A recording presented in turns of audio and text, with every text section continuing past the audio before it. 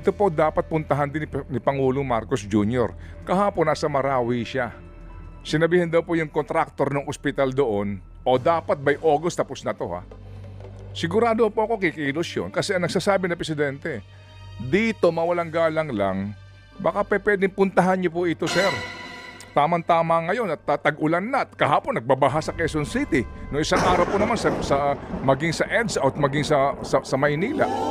Ito sigurado ako, pogi points ito sir. Ang ganda mo lalaki dito. Yung medyo tuturo-turo ka dito sa pumping station, no? Picture-picture tayo dito. Hindi ako nagbibiro ah. O, pogi point kasi bibilis yung gawa ng kontraktor nitong MMDA at DPWH.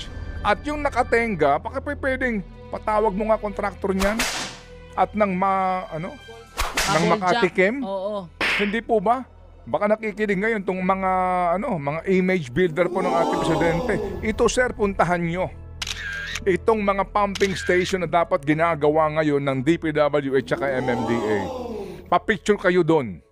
At medyo, di ba, kung maaari, ang inyong suot dito ay Nakabota. okay?